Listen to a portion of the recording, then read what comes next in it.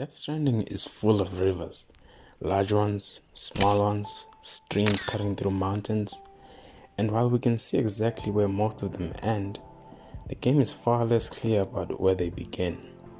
So I followed them upstream, from their mouths, through their paths, and back to their sources. And along the way, I started noticing some patterns and a few odd things I wasn't expecting. It wasn't always straightforward, especially since mule camps seem strangely drawn to rivers. But let's start at the beginning. I began at capital North City because that's where all the rivers end in the eastern region of the game. Even though there's a river right here near us, I decided to start with the river furthest from us so we have an easier time later. And before I even got to the starting point, I ran into some trouble. Alright, this is where we're starting, at the mouth of the river. You can see some mountains in the distance there, that's pretty cool. So something interesting already is how this river first splits into two, then further splits, and in total it splits into four as it reaches its end. I'm not sure if this qualifies as a delta. The river splits into two, that's called a river bifurcation, but then it splits again into four towards the mouth of the river, which sounds much like the definition of a delta, but a much more simplified version of a delta, like some sort of pseudo-delta. As you can see on the map and on foot here, it ends up creating what's called river islands, which is land surrounded by river water, often caused by course changes. And the cool attention to detail is how bifurcations almost always end up with one branch dominating the other as the weaker one fills up with sediment and such. But what can keep a bifurcation stable is tidal influence, and that totally checks out in the game, as this bifurcation is right next to the sea or ocean over here. So all the four paths are kept alive. Well, let's start following the river upstream. I went down the middle here since these branches all join up eventually, and I quickly ran into mule territory. This was the first of many mule settlements I'd find following these rivers, and I believe that's intentional. Throughout many eras of history, rivers have always been a reliable place to settle due to factors such as fresh drinking water, fertile soil for plants and agriculture, food in the form of fish, and even for sanitation. But let us take a deeper dive for a second. All water in Death Stranding, including the water we find in the rivers, is most certainly timefall. So mules aren't necessarily benefiting from settling near rivers since the water is undrinkable and can't be used. So is there another reason why mules settle near water sources in Death Stranding? I couldn't find a concrete answer, but I suppose if they have the same technology as Sam to turn timefall into a safe drinkable liquid, then rivers might still prove useful to them. The game never explicitly explains this, so this is just an observation, not a conclusion. In any case, it's an odd choice. After dealing with the mules, I continued upstream, and just like before, I found another bifurcation, but this one looked more like a meander, which is when a river curves as it erodes the outer banks of a river. And it's often found in a relatively flat landscape, and it does create these cliff-like features on the land where the river flows faster and erosion is most active, and we can actually see this here with the rocks and how this part of the land is shaped. The next level detail though is how you can tell that this water is at a lower level than it has been in the past, because a new easier path has opened up for the river, which is that straight path on the other side, which, if you check, has much more water flowing through it. And this is what happens over time to meanders. Eventually no water will flow here, and this will become what's called an oxbow lake, which is a meander whose neck has been cut off, meaning its source of water is now blocked. Then over time the oxbow lake will dry up and will become a meander scar, just remnants of its past self, like all of us someday. Anyway, that's an insane amount of detail. That is, if we're interpreting it correctly. See, this is how it looks on the map. So anyway, I continued following the river. Eventually, I ran into a split again. This one at first looked like a confluence, but this is what really racked my brain, because how do you tell the difference between a confluence and a tributary just joining a main river? And turns out, this right here is both. A confluence is just where two rivers meet. It's a place or spot of merging, and a tributary is just a river or stream that joins a bigger river or stream. So I put a marker at this confluence so I can come back to follow the tributary to its source. But for now, I continued following the main river. And can we just take a moment to admire the water physics in this game? If you look closely, the water actually accounts for large rocks in its path, and it looks like it flows differently at different spots of the river. And it also accounts for when Sam is in the river or when a package falls in it and it gets carried away. It's just insane. Oh, and Sam started whistling.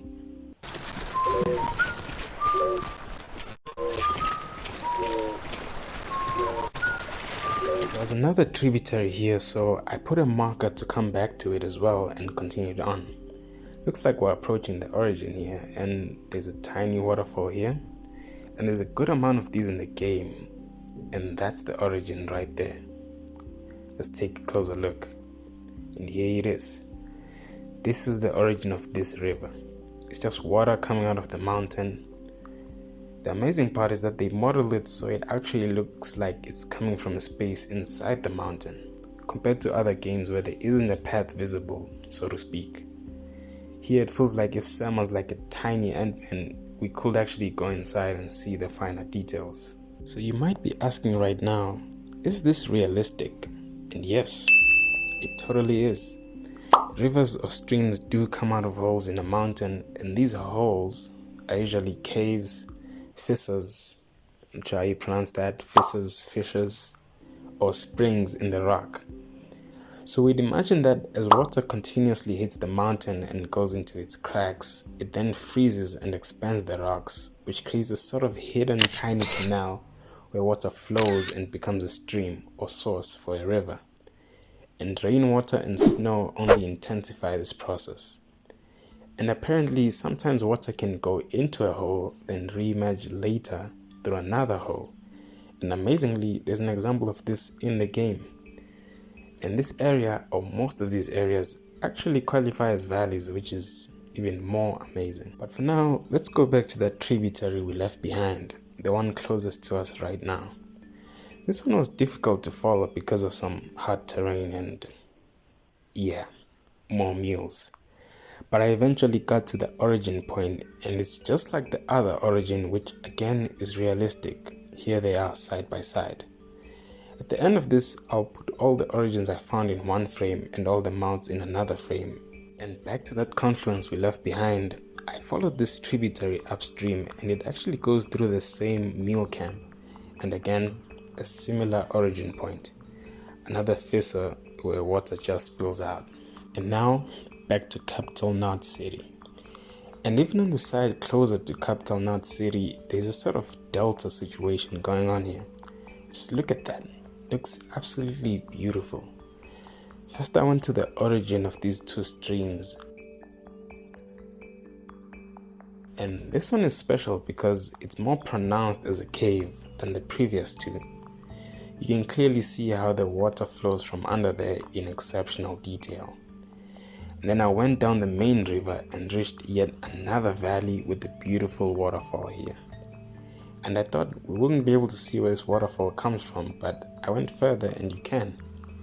It was so dark here, so I first turned up the brightness, and this one isn't necessarily a visible fissure like the other ones we saw, but it is one nonetheless. That's all we have in the eastern region of the game. I was starting to think this was relatively simple, but the central region of the game is even way more complex. But to save some time here, I followed more sources, not all mind you. But again, this is the mouth of the rivers in the central region. It's just behind South Knot City, and judging by its size, you can already tell it has a lot of tributaries. So the first one here I followed also begins out of some rocks, and as I was following the river upstream, I got a massive surprise. literally massive, a giant waterfall. This had me absolutely in awe. Let's just take a moment to admire this, and the sound design as well. Okay, now let's continue. Yet another tributary that is water coming out of some rocks, but this one is flowing much slower. And for every stream or tributary I followed, this was the case, except a couple of cases, like this one that looks like it comes out of the ground instead of some rocks. And this is absolutely realistic and occurs when groundwater hits an obstacle underground, such as some rocks like bedrock, and is forced to come up to the surface, which then starts a stream. And this interesting thing wasn't really an origin, but here the water goes under these rocks, then comes out on the other end, and this is what we talked about earlier in the video. Fast forward a little bit, I found this land feature in this mule camp. If you look at it from the map, it's more clear, but it's just collections of water separated by some wetlands. I couldn't figure out what this is concretely, but it sure does look cool. If anyone is an expert in this, please give more information in the comments. And to wrap up this video, I found where the main river in the central region starts. So all that water starts here and gradually gets bigger and bigger as other water sources join the main path. And like I said, I didn't follow every single river or stream in the central region because it's way too large. There's especially one long tributary that goes all the way back to Mountain Knot City. So if you're looking for a reason to jump back into Death Stranding, this is your chance. Following the rivers in this game really demonstrated the amount of thought and effort that went into crafting the geography of this game. As far as I could see, I didn't notice anything that felt outright unrealistic in this game. Maybe I stand to be corrected, but I didn't see anything off at all. Instead, I gained an even bigger appreciation for the game and Hideo Kojima's work. And now I wonder just how much more Death Stranding 2's geography takes it to the next level. Maybe that could be a future video. As always, thank you for listening, and I hope you found this as fascinating as I did. See you in the next one.